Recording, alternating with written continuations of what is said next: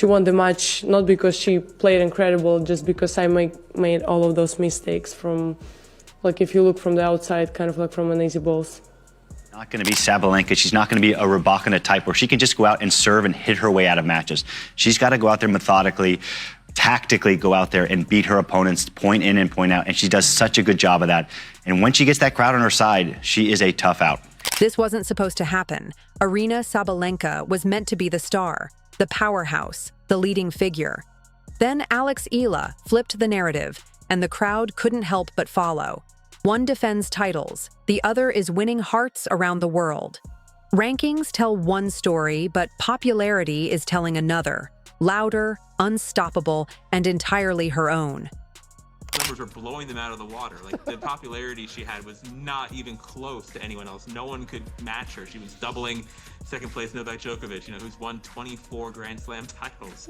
But he can't catch Eala in this category. She's already top of the chart in this chart, in this way of looking at the sport. So I thought that was really staggering. You're right. I think Filipinos, a bit like Brazilians online, there's also a Brazilian player in the sport, have a reputation for certainly being big in the comments and having a huge it's a huge country. More than If you're enjoying this, please subscribe to the channel. It helps more than you think.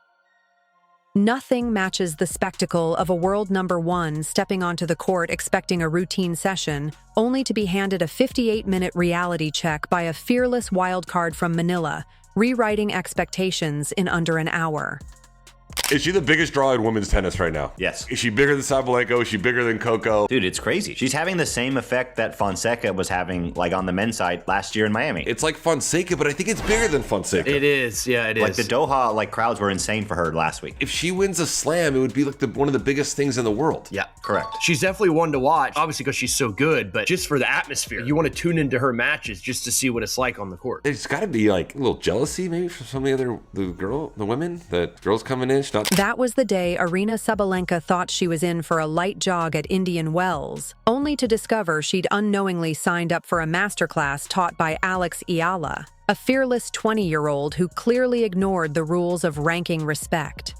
Eala, I was not familiar with your game.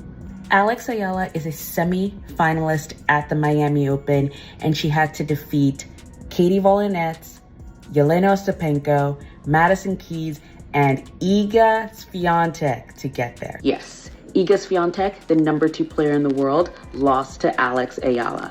And this wasn't a 3-set battle. This was a straight set win by Eala, who dominated the first set, winning it 6-2. Let's be honest. Nobody highlighted that 4th round matchup at the Indian Wells Open and thought, this is where everything changes. The expected script was clear. Aryna Sabalenka would dominate, advance comfortably, sign autographs, and maintain her reign. Instead, Eala arrived like a student who had spent years preparing and suddenly decided it was time to grade the teacher, rewriting the narrative entirely. Yeah, well, I think on social media, in terms of that metric, the biggest thing I've noticed actually is that this tournament is the Australian Open YouTube channel. Yeah. They uploaded 29 of the pre-tournament press conferences that the players did, and mostly it's the biggest stars in the sport. And then also Eala, who is clearly one of the biggest stars. And before, as of today, I was looking at the view counts for these videos. Eala is in first place among all 29 of these top Australian Open players. I think at the time she had about 173,000 views on this YouTube video of her press conference. But the second place. To understand why this feels like a full-blown popularity earthquake, you have to rewind to 2025, when Eala was ranked 143rd, entering tournaments with introductions that had commentators shuffling their notes and pretending they'd always been tracking her game.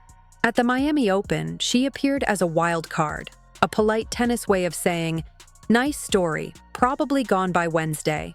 Instead, she dismantled 3 major champions in straight sets, including then world number 2 Iga Swiatek, as if seeding were merely a suggestion. The tennis world responded in its usual way, claiming they'd always believed while quietly rewriting preseason predictions. By the end of the run, Eala had stormed into the top 100, becoming the first Filipino player to achieve that milestone. But it wasn't just a shift in ranking, it was a national event. The Philippines did not celebrate quietly. The nation erupted as if the entire timeline had frozen for this single achievement, turning a personal breakthrough into a moment of collective pride and making it clear that a new star had arrived on the global tennis stage. I know you were mostly supporting Alex, but I have to say it is great to be on a crowded court. I've played this tournament for many years, and to see the stadium full, it means a lot. And also, like to thank Alex for bringing a new demographic to the sport. I really appreciate. I think it's great. I know sometimes it's tough when you're playing against a home crowd, but I think that it's great for the sport. So keep being enthusiastic and keep rooting for your player. Yeah. Then came the U.S. Open in 2025, where Alex Eala casually made history, becoming the first Filipino player in the Open era to win a Grand Slam singles match. The tennis establishment responded with polite intrigue, publicly impressed but privately unsure whether this was a fleeting surge or the start of something disruptive. By the time she closed the season ranked 50th, the conversation had evolved from "who is she?" to "how far can she go?" Eala's following didn't just grow, it multiplied and mobilized. Social media feeds turned into strategy rooms. Every match became a trending topic. Every highlight had cinematic edits. Somewhere in that digital storm, dominance and popularity quietly separated. By the time the Indian Wells Open arrived in 2026, the stage was set for something far bigger than rankings. Exchange breaks in the second set, and she was able to hang on and win it 7-5. Eala seemed to be on cloud 9 after the match, beating one of her tennis idols while Tony Nadal was sitting in her box. And this is one of the craziest runs by a wild card at a tournament ever. She beat 3 Grand Slam champions and now is going to enter the top 100. Alex Eala is here. When Alex Eala stepped onto the court to face Aryna Sabalenka in the 4th round of the Indian Wells Open, the storyline seemed obvious.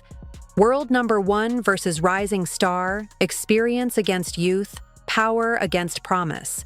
Yet what unfolded was anything but predictable. What emerged was precision versus panic. From the very first game, Eala played with a composure that suggested she had already envisioned this exact moment countless times at the Rafa Nadal Academy, where she honed her skills after growing up in Manila. There is something deeply poetic about taking years of rigorous training and discipline, then applying it to casually dismantle the top-ranked player in under an hour. The first set closed 6-2 in Eala's favor. Eala redirected pace, absorbed power, and converted it against her opponent with the precision of a martial arts master using momentum as a weapon. The second set continued the same unnerving rhythm. Eala remained aggressive without recklessness, calm without passivity, confident without surprise. Sabalenka, meanwhile, seemed to search for solutions in places that no longer existed, as control of the match quietly and irrevocably slipped from her grasp. These matches in particular are just really the ones that kind of stick with you, and I've had a lot of them in the past year, so I'm really happy with this win, and yeah. Alex Eala, that's been a talk, and which is understandable. There's some players coming from respective countries, like she's coming from Philippines, which is now a big deal. She's been the biggest ever, tennis player from that country, which is a big country, and there's a big interest. In just 58 minutes, it was over. The scoreboard didn't waver. The crowd didn't need a second look to register what had happened. The world number 1 had been dismantled by a 20-year-old wildcard who, only a year ago, was still being introduced as a promising prospect. Social media didn't simply react, it detonated. Clips of the final point spread faster than official highlights. Hashtags multiplied, timelines flooded, and analysts scrambled to account for how they had somehow underestimated a player whose rise had been visible all along. Amid the digital chaos, one truth became undeniable. Alex Eala was no longer merely a rising talent. She was an event. On that court, the spotlight swiveled, acknowledging a new main character. Eala's fandom is not quiet. It does not tiptoe politely or clap respectfully and leave. It overwhelms comment sections with national pride, statistical analysis, and fervent discussion. It transforms a fourth-round victory into a global trending story. It makes sponsors sit up and take notice, prompts television producers to reconsider programming, and signals to the world that a new force in tennis has arrived, one whose influence extends far beyond the rankings, straight into the cultural zeitgeist. Championship points for Eala. Serve out wide to the backhand of Eala. Return goes into the backhand of Udvardi. Eala backhand on the attack. Udvardi with a pass. And a drop volley from Eala is no good because Udvardi gets it, but then Eala backhand on the stretch is a winner! That's how you win your first title of the year! Alex Eala wins in Alex Eala fashion with that last point. The racket goes flying. She wins. History for the Philippines. Imagine being Aryna Sabalenka, scrolling through your phone after that match, expecting the usual highlights of your own thunderous forehands, only to find the algorithm serving up 47 different edits of Alex Eala's backhand returns instead. That is not merely a loss, it is a shift in gravitational pull. The remarkable part is this wasn't a fluke. Eala's 2025 season had already paved the way. The breakthrough Miami Open run, the historic US Open victory, the steady ascent into the top 50. Indian Wells was not lightning striking randomly. It was the storm finally visible to everyone. Yet Sabalenka seemed genuinely taken aback by the intensity of Eala's following. A calm self-assurance that felt almost cinematic, the kind that turns every shot into a statement. After Indian Wells, discussions shifted from rankings to eras. Questions arose about whether the sport was witnessing the opening chapter of a future world number one, a player who had already announced her ambitions without hesitation. At 20, Eala's clarity, her public declaration to win slams and reach the summit, is either bold or terrifying, depending on which side of the net you stand. And on that day, the tennis world realized just how quickly the narrative had begun to pivot. 20-year-old Filipino tennis star Alex Eala has sent Melbourne Park crowds into an absolute frenzy. We'll go live to Ollie Haig, who's in Garden Square for us this evening. Ollie, she's about to get her second chance. Yeah, certainly right, Tom. After last night's singles loss, she'll have another go tonight at getting through to the second round in the doubles. Now, Alex Eala, she's really been the talk of Melbourne Park today. She's just 20 years old, ranked 49 in the world. But the reason why there is just so much interest is because she's the highest-ranking Filipino in history. For Aryna Sabalenka, the pressure now comes from two directions. She must still defend her place on the court against opponents growing hungrier with every tournament. Simultaneously, she faces the reality that the audience's attention, the invisible currency of modern sports, is shifting towards someone fresh and historic. Tennis has always admired power, but it worships a breakthrough story even more. Alex Eala embodies that narrative flawlessly. A young player from Manila, trained in Spain, who broke into the top 100 against expectations, made Grand Slam history, and then stunned the world number one in under an hour. It reads less like a season recap and more like a cinematic screenplay. The irony is that Sabalenka did everything right. She trained, she won, she earned her ranking. Yet in an era dominated by viral moments and global fandoms, sheer dominance no longer guarantees universal admiration. You need a compelling storyline. Eala arrived with hers fully formed, prepackaged, and ready to captivate, proving that in today's tennis, narrative can rival power as the ultimate force on and off the court. So well that allowed her to advance to the semifinals in Auckland.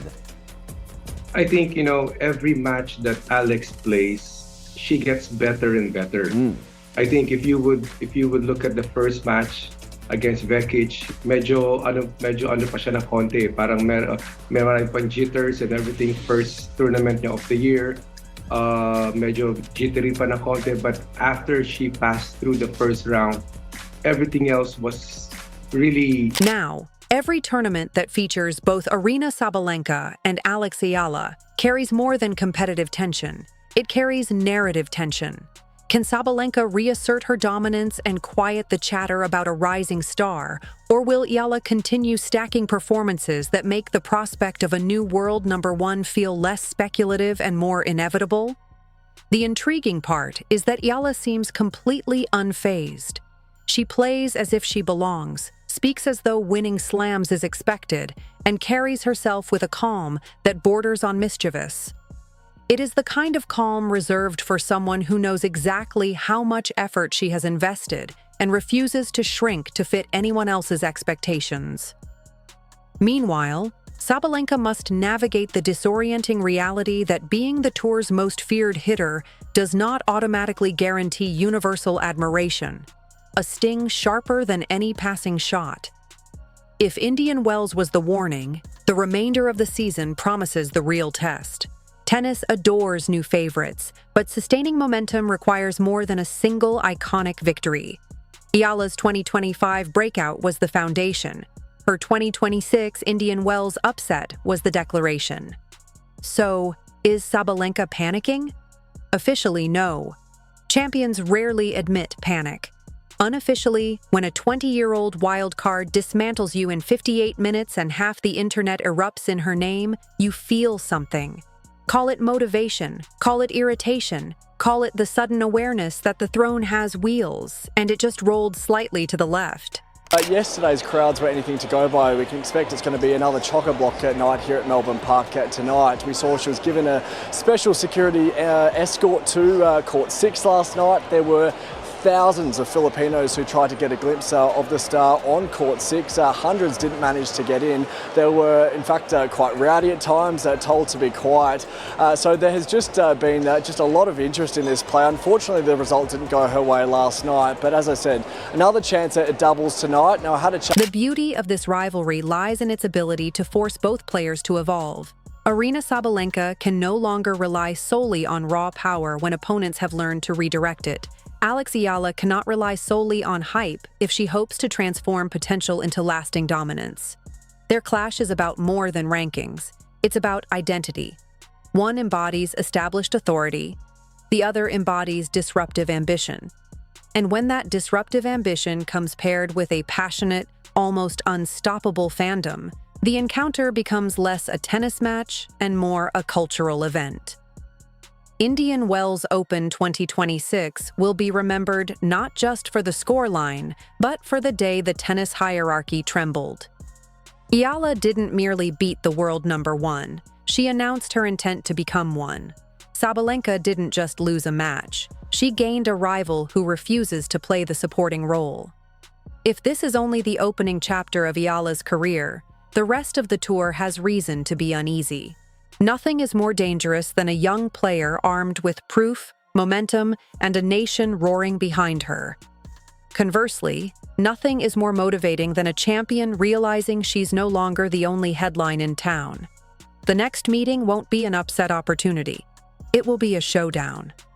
Between baseline rallies and roaring crowds, the question remains, will the old guard reassert itself, or has a new reign begun, powered by precision, poise, and an unstoppable fandom?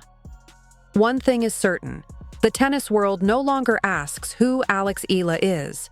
It asks how far she will go, a question capable of keeping even the hardest-hitting world number ones awake at night.